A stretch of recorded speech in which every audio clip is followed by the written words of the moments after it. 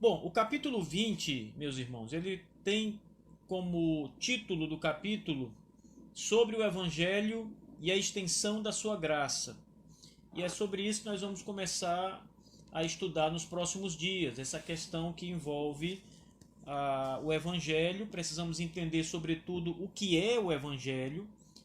E esse capítulo também é muito interessante porque ele vem logo após o capítulo que fala sobre a a lei de Deus. Então, nós temos aqui lei e evangelho, na verdade. Esse capítulo, o 20, ele vai falar sobre a essência do evangelho, né? E a gente vai entender hoje um pouco mais sobre isso. Uma informação importante acerca do capítulo 20, esse capítulo ele só está presente na confissão de fé dos batistas, aqui de 1689. Ele não está presente na confissão de fé de Westminster, que foi a confissão que nós batistas tomamos como base para confeccionar essa confissão que nós usamos, 1689. Esse artigo ele está presente também na Declaração de Savoy. Então, nós tomamos esse artigo da Declaração de Savoy, que é uma declaração dos congregacionais. Então, esse é um ponto que nós, congregacionais e batistas, defendemos. Os presbiterianos também defendem isso, embora isso não esteja na confissão deles. Há um motivo pelo qual esse capítulo foi acrescentado a estas confissões. Esse motivo ele está relacionado à própria ideia de questionar o evangelho diante de um mundo que estava se tornando muito racionalista naquele momento ali no século XVII. Então, por isso foi necessário que os congregacionais e os batistas também, consequentemente, afirmassem o que eles entendem sobre o evangelho, sobre a própria necessidade de uma revelação especial da parte de Deus para que o homem pudesse ser salvo. O capítulo 20, verso 1, artigo 1, diz assim: ouçam com atenção. O pacto das obras foi quebrado pelo pecado e tornou-se inútil para conduzir a vida. Então, Deus se agradou em desvelar a promessa de Cristo, a semente da mulher, como meio de chamar os eleitos, gerando neles a fé e o arrependimento.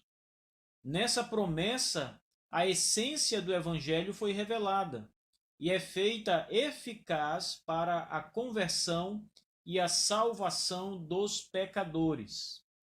Vamos nos concentrar hoje nesse texto e tentar tirar daqui algumas importantes lições para o nosso desenvolvimento doutrinário. Tem muita coisa sólida e muita coisa importante aqui nesse texto. A primeira colocação importante é que nesse parágrafo a Confissão Batista faz menção a um pacto de obras. O pacto de obras é aquele pacto que foi feito entre Deus e Adão. E significa então que Adão precisava obedecer a Deus, fazer algo em obediência a Deus, não apenas crer em Deus, mas trabalhar de fato, fazer alguma coisa para que ele pudesse então alcançar o mérito que era a vida eterna. A gente vai encontrar isso explicitamente no capítulo 3 de Gênesis, que nós vamos ler logo mais. Então a confissão de fé faz menção a esse pacto de obras. O pacto de obras foi quebrado pelo pecado. Então havia um pacto entre Deus e Adão. Esse pacto foi quebrado pelo pecado. O pecado que se refere à confissão aqui é o pecado original. É aquele pecado em que nós encontramos a sua narrativa no livro de Gênesis, em que a serpente ela envolve com sedução a mulher, consequentemente Adão também, que está ali, nada faz, e ela leva o primeiro casal a desobedecer a Deus, aquele preceito que Deus havia dado para Adão, de que ele não podia comer do fruto da árvore do conhecimento do bem e do mal. É importante lembrarmos aqui que esse pacto envolvia a obediência de Adão. Ele não podia comer daquele fruto. E é importante lembrar também que Adão estava livre para comer de toda a, a variedade de frutos que havia no jardim do Éden. Ele apenas estava proibido de comer do fruto da árvore do conhecimento do bem e do mal. Mas aí então veio a serpente e os leva a desobedecer a Deus, e portanto, quando eles desobedecem a Deus, eles caem em pecado. Lembrem que o pecado é a desobediência a Deus. Pecado é a transgressão da lei, diz a Bíblia. E aí então a confissão muito claramente diz aqui no começo do capítulo 20 que o pacto de obras foi quebrado pelo pecado. Então isso significa dizer que Adão não foi capaz de cumprir a sua parte do pacto. O pacto é um acordo, irmãos, aonde eu tenho obrigações e a pessoa que faz um pacto comigo também tem obrigações. É aquele aperto de mão em quando um homem faz negócio com outro homem, diz, olha, então combinado, negócio fechado, nós temos um acordo. Eu tenho as minhas obrigações, você tem as suas obrigações. Nós devemos cumprir, cada um cumprir a sua parte do acordo. O pacto que Deus fez com Adão era inevitavelmente um pacto em que Adão tinha obrigações e Deus também havia dado a sua palavra para Adão, prometido a Adão todas as bênçãos pactuais se ele obedecesse e se mantesse firme e em obediência ao que Deus havia dito. Mas Deus também havia dito que havia maldições se Adão quebrasse o pacto, ou seja, se Adão desobedecesse esse pacto, se Adão comesse do fruto do conhecimento do bem e do mal, esse pacto estava rompido. E foi o que aconteceu. Adão, quando come do fruto dessa árvore do conhecimento do bem e do mal, ele quebra o pacto com Deus. Ele agora está à mercê de toda a maldição que Deus vai lançar sobre ele. É por isso que a confissão diz que agora, quando ele quebra esse pacto com o pecado, ele tornou-se inútil, o pacto tornou-se inútil para conduzir a vida. Isso é muito simples, irmãos. Se Adão obedecesse ao pacto, e ele tinha todas as condições para obedecer ao pacto. Adão, se você perguntar, Adão poderia permanecer sem pecado, ele poderia ter sido fiel, ele poderia ter se mantido em obediência, ele poderia não ter comido do fruto do conhecimento do bem e do mal? A resposta é sim. Ele poderia ter obedecido, ele tinha capacidade de obedecer. Eu não quero entrar aqui nas questões relacionadas ao decreto de Deus. Você pode perguntar, mas Deus não havia decretado já que ele então desobedeceria? Isso é um outro ponto. Nós estamos falando se Adão, em sua natureza, teria a capacidade de obedecer a Deus. E nesse momento, antes de conhecer o pecado, Adão poderia perfeitamente obedecer a Deus. Ele estava habilitado por Deus para cumprir a sua parte do pacto. Mas ele também poderia não cumprir, se assim ele quisesse. A isso nós chamamos de liberdade de Adão. Ele poderia ser fiel a Deus e poderia desobedecer a Deus. Nós vimos que Adão escolheu o caminho da desobediência. E então, aquele pacto que prometia a vida eterna para Adão, se ele obedecesse, ele agora se tornou inútil. Isso quer dizer, meus queridos irmãos, que não há nada nesse mundo que nós façamos que possa nos trazer a vida eterna.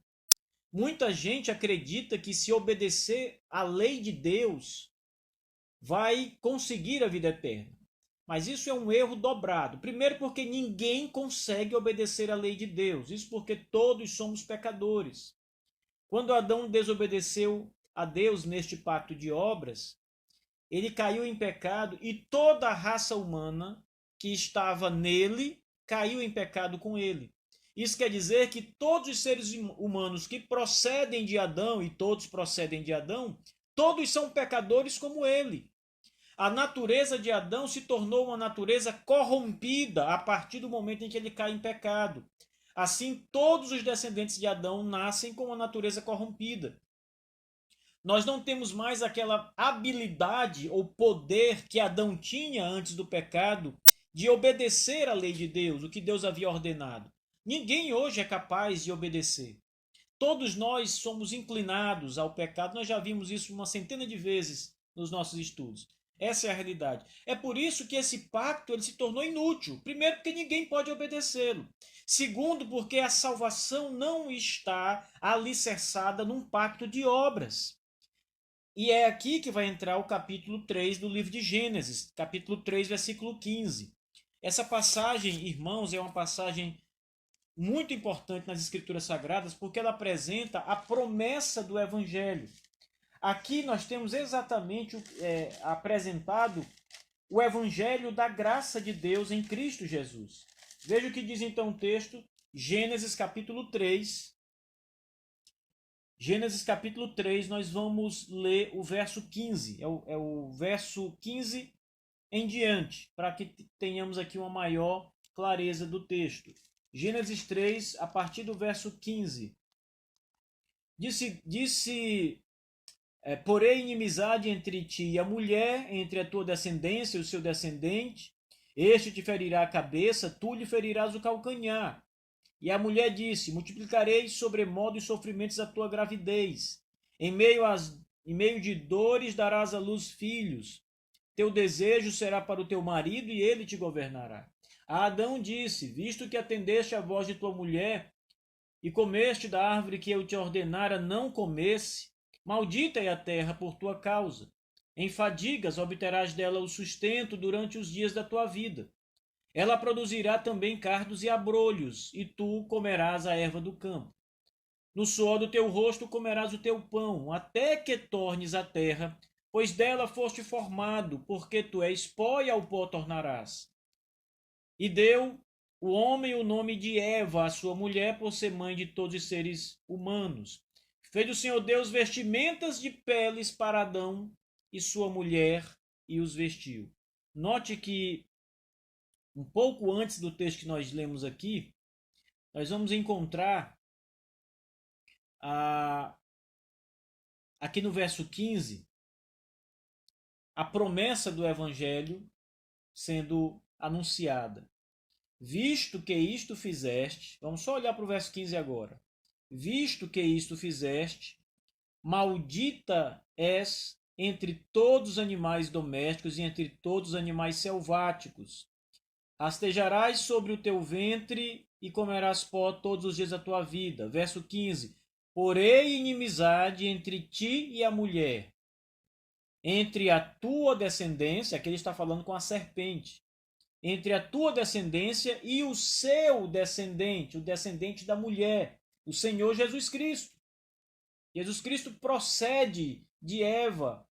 Ele é anunciado aqui em Gênesis, no começo da Escritura Sagrada. Porém, inimizade entre tu e a mulher, a tua descendência e o seu descendente. Este, o Senhor Jesus, te ferirá a cabeça. Ou seja, aqui se trata de um golpe mortal que será proferido pelo Senhor Jesus sobre Satanás. Enquanto Satanás lhe ferirá o calcanhar, que é comparavelmente algo que não tem tanta letalidade, não é? E no verso 21, o texto diz: então fez o Senhor Deus vestimentas de peles para Adão e sua mulher e os vestiu. Como é que Deus fez vestimentas de pele para Adão e Eva? Ele teve que sacrificar um animal, ele teve que matar um animal. A pele desse animal morto, sacrificado, foi que vestiu Adão e Eva da sua nudez. Eles andavam literalmente nus no Jardim do Éden, antes não se envergonhavam. Passaram a ter vergonha de tudo depois do pecado. Então Deus tomou o animal, mata o animal para vestir Adão e Eva. Só que esse, na verdade, ele é algo secundário. Vestir a nudez, literalmente, é algo secundário aqui. O que está por trás disso é o sacrifício de um animal para cobrir os pecados e não literalmente as genitálias do primeiro casal de Adão e Eva. Afinal, eles eram marido e mulher e estavam sozinhos no mundo. Não havia outros homens, outras mulheres até aquele momento. Então, o simbolismo de matar um animal e esse animal ter então o seu sangue derramado para que Adão e Eva fossem cobertos pelo pecado de desobedecer a Deus e comer do fruto proibido, o fruto do conhecimento do bem e do mal. O que Adão fez? O que Eva fez para ter direito a esse animal sacrificado? Eles não fizeram nada. O que Deus cobrou de Adão e Eva nesse momento em Gênesis 3,15, a partir daqui, o que Deus cobrou? Deus trouxe a punição, Deus mostrou o que vai acontecer por causa da desobediência, mas Deus traz a promessa junto. Veja, a semente da mulher. Aqui ela é prometida. E quando nós falamos da semente da mulher, irmãos, nós estamos falando literalmente do Evangelho. Aqui o Evangelho é anunciado. Jesus Cristo, como gosta de afirmar o pastor John Piper, Jesus Cristo é o Evangelho. E aqui o Evangelho é anunciado em Gênesis 3, verso 15. Em Gênesis 3, verso 21, esse cordeiro que simboliza o Senhor Jesus, ele é abatido, morto, para que os pecados de Adão e Eva pudessem ser expiados ali. A morte do cordeiro, claro, deve apontar para a morte do Senhor Jesus Cristo na cruz do Calvário, em favor dos pecados dos seus eleitos. Então, nesse texto de Gênesis, nós temos literalmente o Evangelho sendo anunciado, sendo prometido. A semente da mulher sendo então prometida aqui. E veja que a confissão de fé, ela diz exatamente isso. Como esse pacto de obras não tinha mais validade, ele não tinha mais eficácia, ele não servia mais para coisa alguma, houve algo diferente aqui nesse contexto. Deus se agradou então, diz a confissão, de desvelar, ou seja, revelar, em outras palavras, descobrir, em outras palavras. Deus se agradou em descobrir, revelar a promessa de Cristo, a semente da mulher. Então, a interpretação que nós damos a esse texto é a interpretação cristã. A semente da mulher prometida ali pelo Senhor trata-se da bendita pessoa do nosso Senhor Jesus Cristo. Ele agora é a salvação para os pecados de Adão e Eva e para os pecados de toda a sua descendência, Jesus Cristo. Note bem, Deus se agradou em desvelar a promessa de Cristo, a semente da mulher, como o meio de chamar os eleitos. Na verdade, há uma diferença crucial entre o pacto de obras que estava com Adão. Neste pacto, Adão ele entrou como um cabeça federal. A expressão cabeça federal significa que Adão ele era representante, cabeça ou representante de toda a raça humana. Isso significa de todas as pessoas, literalmente. Adão não representava um grupo específico dentre a raça humana inteira. Ele representava todos os homens, todas as mulheres, todas as pessoas que viriam a partir do primeiro casal, a partir de Adão e Eva.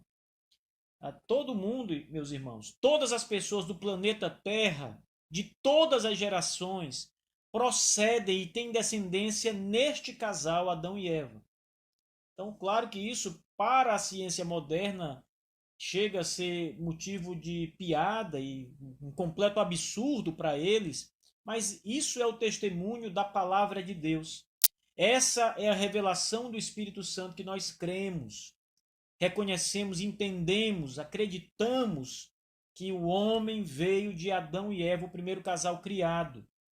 Então Adão, neste primeiro pacto de obras, ele representava todos os homens. Se ele obedecesse o pacto, todas as bênçãos que Deus havia prometido para ele seriam também dadas a todos os seus descendentes. Se ele desobedecesse, todas as bênçãos seriam, todas as maldições do pacto seriam então passadas também para todos os seus descendentes. Logo, ele desobedeceu e toda a raça humana caiu em pecado junto com Adão. Então, todos são pecadores. Mas agora ele levanta, o próprio Deus levanta um outro representante pactual para representar Adão agora. Note que Adão era o representante da raça humana, Mas agora Adão está inabilitado por causa do pecado. Eva está inabilitada por causa do pecado. Não há outro homem sem pecado. Então Deus levanta e faz a promessa para Adão e Eva de que um descendente da mulher, sem pecado, é o Senhor Jesus Cristo, esmagaria a cabeça da serpente. Então, Jesus Cristo agora, ele vai representar, ele vai ser um cabeça federal, assim como Adão foi, só que o Senhor Jesus, ele vai representar agora um povo específico, aqueles que a Bíblia chamam de eleitos de Deus. Veja que o primeiro parágrafo desse capítulo 20 é muito claro. Deus se agradou em desvelar a promessa de Cristo, a semente da mulher, como meio para chamar os eleitos. Ora, todos que Deus escolheu ou elegeu antes da fundação do mundo virão a Cristo no tempo oportuno, no tempo designado por Deus. Todos. Um detalhe importante aqui nessa minha fala. Todos irão a Cristo. Ninguém pode ser salvo se não for a Cristo.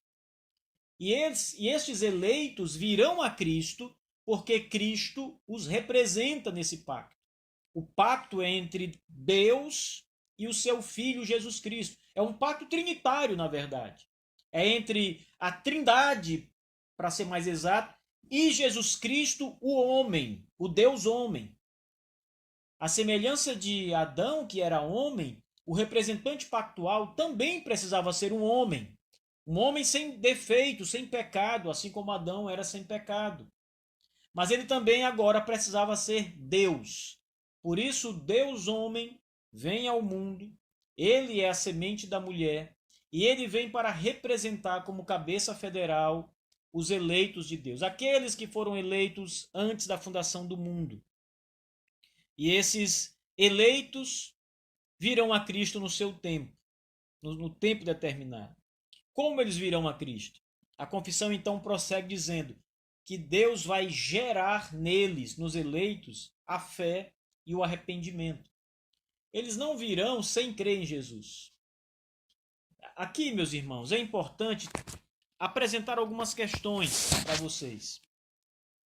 A primeira delas é que os eleitos, eles vão ao Senhor Jesus Cristo. Eles, mesmo sendo eleitos de Deus, é impossível que eles sejam salvos sem Jesus Cristo. Portanto, a eleição da graça de Deus, ela perpassa a ideia de que todos eles seguirão ao Senhor Jesus Cristo.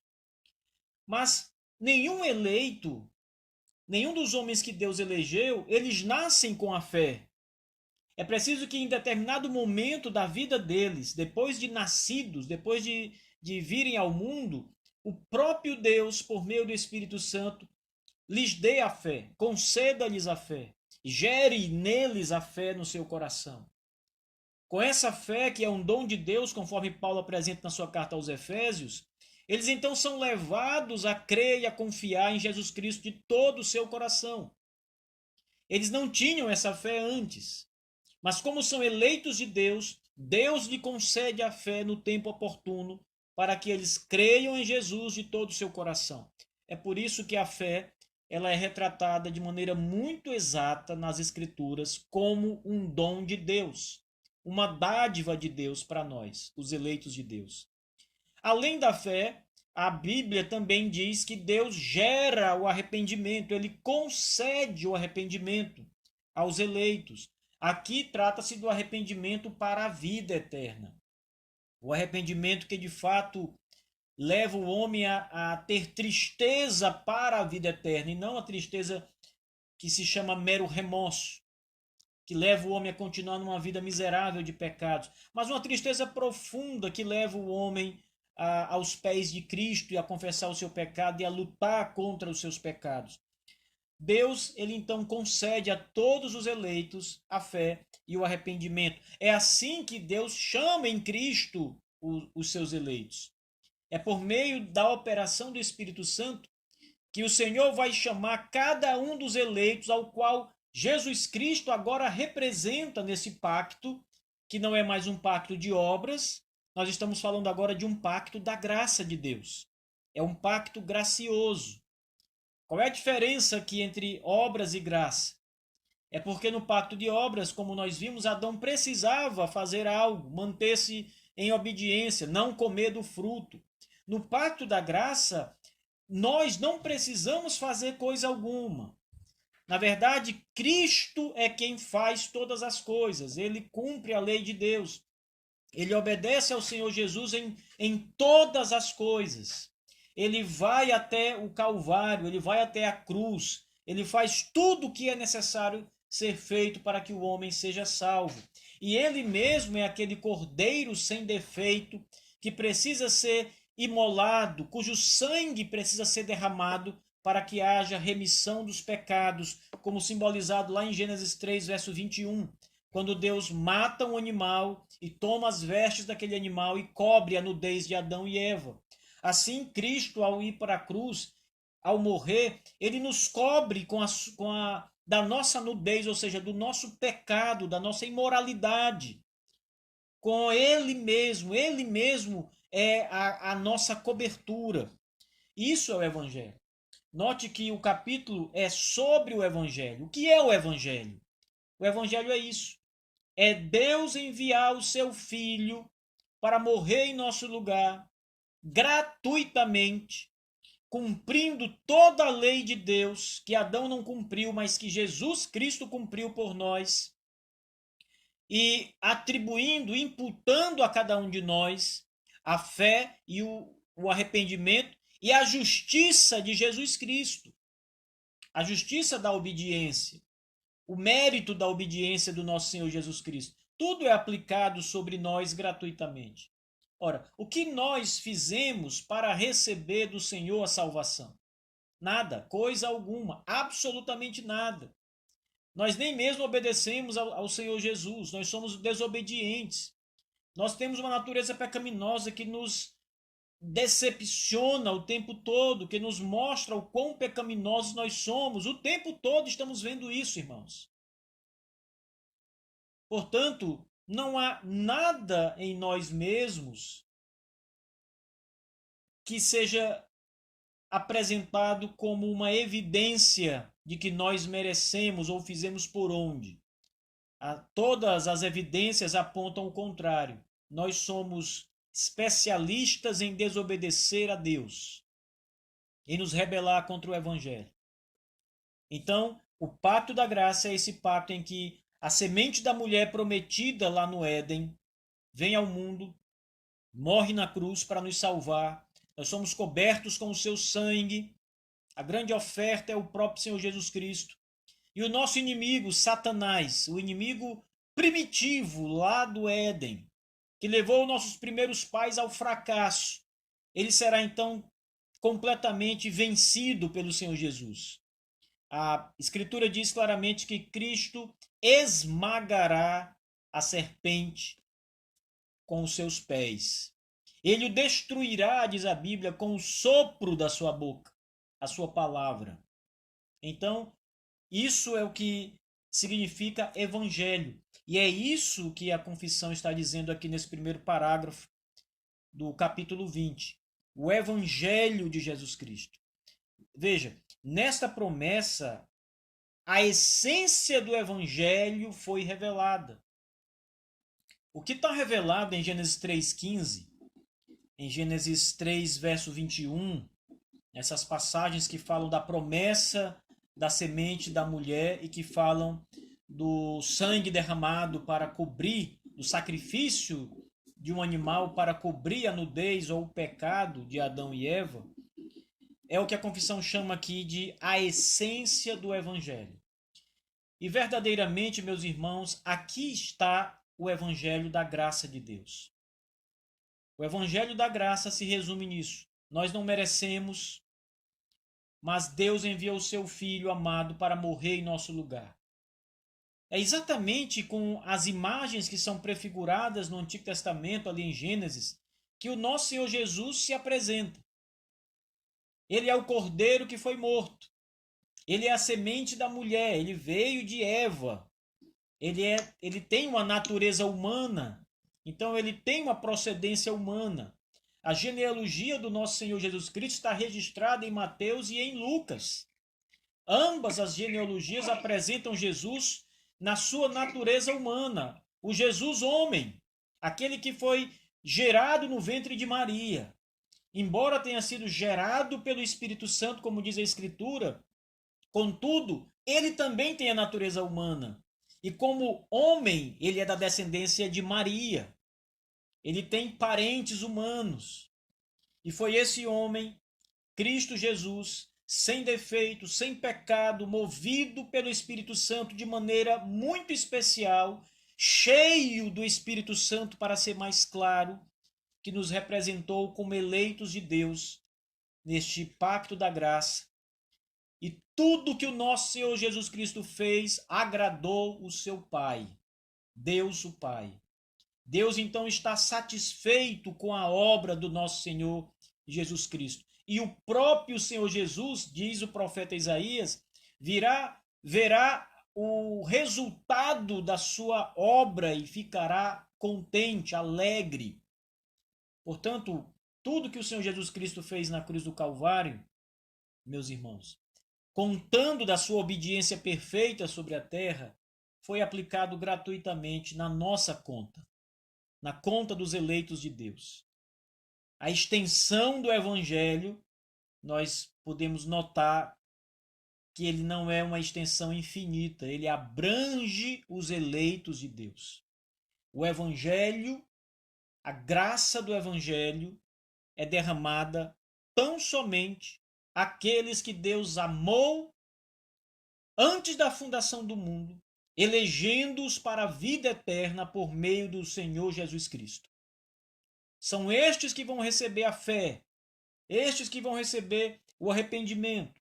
Todas as graças do Evangelho são derramadas sobre os eleitos de Deus.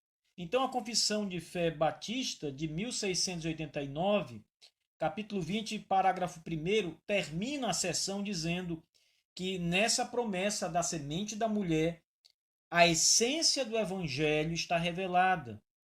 E esse Evangelho é feito eficaz para a conversão e a salvação dos pecadores. Tem mais 2 pontos que eu vou discutir com os irmãos de maneira rápida. A expressão usada aqui é importante. O Evangelho é feito eficaz. Quando nós estamos falando de Evangelho aqui, nós devemos olhar para 2 coisas aqui. A eficácia do Evangelho se dá no momento em que o Espírito Santo aplica a obra de Jesus Cristo, os benefícios conquistados pelo Senhor Jesus Cristo aos eleitos de Deus. Então, isso torna o Evangelho eficaz. Quando a obra, os méritos de Jesus são então aplicados ao nosso coração. E quando é que isso acontece? Quando nós passamos a crer em Jesus. Isso é o resultado. Crer é o resultado da obra do Evangelho sendo aplicada em nós. É uma ação poderosa de Deus pelo Espírito Santo em nosso favor, entre os eleitos de Deus. O Evangelho, irmãos, e esse é o segundo aspecto, quando a mensagem do Evangelho é pregada, prestem bem atenção nisso. Eu estou agora mesmo falando para vocês sobre o Evangelho da graça de Deus. Mas vocês só poderão crer neste Evangelho se ele for tornado eficaz para vocês em particular. Ou seja, considerando aqui hipoteticamente que vocês fossem descrentes em Cristo, incrédulos, pessoas ímpias, este Evangelho que eu estou anunciando só se tornaria eficaz para vocês se o Espírito Santo acompanhasse e levasse as minhas palavras, que são as palavras evangélicas da Bíblia, até o íntimo do ser de cada um. Portanto, essa operação do Espírito Santo é que torna o Evangelho eficaz nos eleitos de Deus. Por que que o Evangelho é eficaz em uns e em outros não? Por que que alguns vão acabar morrendo, mesmo tendo ouvido o Evangelho muitas vezes, vão morrer na incredulidade? vão morrer sem jamais confessar o nome do Senhor Jesus. É porque o Evangelho não foi levado até os seus corações pelo Espírito Santo. O Evangelho, neste caso, chegou apenas aos ouvidos, mas não chegou ao coração desses homens e mulheres, porque não foi levado, não foi tornado eficaz, para usar aqui um termo que a confissão usa. O Evangelho não é feito eficaz para os não eleitos. Apenas para os eleitos ele é tornado eficaz. A mensagem levada pelo Espírito Santo ao coração é eficaz. O Evangelho por si mesmo, ou seja, a obra de Jesus, é eficaz. Por si só, a obra é eficaz, mas ela precisa ser aplicada pelo Espírito Santo. E ela se torna eficaz em nós quando o Espírito Santo leva essa obra ao seu cumprimento em nossa vida, nos eleitos de Deus. E aí então vem o último ponto, que é o resultado dessa eficácia. Aquele homem que antes era descrente, que estava caminhando para a morte, ele se converte. Ou seja, o seu caminho é mudado, ele dá uma meia volta, ele converte a sua posição, ele está indo para frente, então ele dá meia volta e começa a andar numa outra direção. A conversão é exatamente isso, é uma ação que o homem faz. Eu não estou falando da regeneração, mas da conversão, que neste caso que eu estou tratando significa o homem que está caminhando para um lado agora caminhar para outro lado. Claro, eu não estou descartando aqui as influências de Deus sobre a vida dele, senão ele não poderia fazer isso. Ele só pode virar o seu caminho, mudar a direção do seu caminho, se primeiro o Espírito Santo fizer eficaz o Evangelho no coração dele. Na verdade, ele só muda de direção porque o Espírito está trabalhando e o Evangelho é feito eficaz para ele. A nossa confissão também diz que esse Evangelho se torna eficaz para a conversão e para a salvação dos pecadores. Ora, toda obra aplicada de Cristo nos seus eleitos é uma obra salvífica, irmãos. Esse pacto da graça que está agora com Cristo, o Evangelho, ele não é para aperfeiçoar o ser humano, mas condená-lo ao inferno. Ele não é simplesmente para tornar o homem um ser melhor, moralmente melhor, comportado, alinhado a leis que Deus ordena. Esse Evangelho é para salvar o pecador da morte. Quando o Espírito Santo torna eficaz o Evangelho, ele opera e o resultado dessa operação tem múltiplas realizações no homem. Mas o resultado máximo dessa operação é a salvação do pecador. Aquele que antes estava condenado ao inferno, caminhava para a morte, agora, por causa do Evangelho da graça de Deus, ele agora é salvo por Cristo e sua vida é completamente mudada. Então, esse parágrafo, no capítulo 20, meus irmãos, ele tem especificamente a ideia de nos mostrar o que é o pacto das obras, mas ele usa isso apenas para mostrar o que é o Evangelho. Para mostrar que o Evangelho não é um pacto de obras. O Evangelho decorre de um pacto da graça de Deus.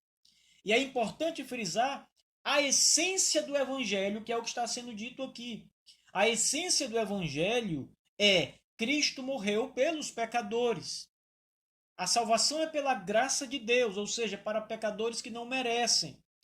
E também para começar a apontar a extensão da graça de Deus. A graça de Deus na salvação, no Evangelho, na aplicação do Evangelho, não é universal.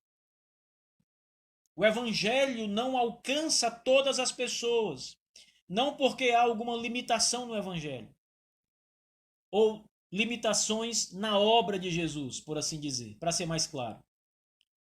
Ou no próprio Senhor Jesus, não há limitações no Senhor Jesus Cristo. Alguém pode dizer, mas ele é homem. Ele é Deus, mas ele é homem. Talvez o fato dele ser homem seja uma limitação. Não. Cristo é perfeito homem. Então não há limitação no Evangelho, não há limitação na obra, não há limitação na pessoa de Jesus. A extensão é uma determinação de Cristo, de Deus, o Pai. O Evangelho vai alcançar, e aqui está a extensão, ele vai alcançar apenas os eleitos de Deus. Ele está limitado aos eleitos de Deus apenas e a ninguém mais. Ainda que venhamos a pregar a vida inteira para os não eleitos, que nós não sabemos quem são. Mas se soubéssemos e fôssemos pregar para eles a vida toda, jamais seriam salvos. Nunca o evangelho seria tornado eficaz para eles. Embora o evangelho seja eficaz em si mesmo. Mas eles sempre iriam rejeitar a graça, a promessa de Deus em Cristo, aqui do evangelho. Então, meus irmãos, é isso. O nosso primeiro parágrafo trata sobre esse ponto. A gente vai continuar essa sessão do capítulo 20. Nós temos ainda muita coisa para falar sobre essa graça do Evangelho, o Evangelho propriamente dito, e a extensão desse Evangelho, o alcance desse Evangelho também.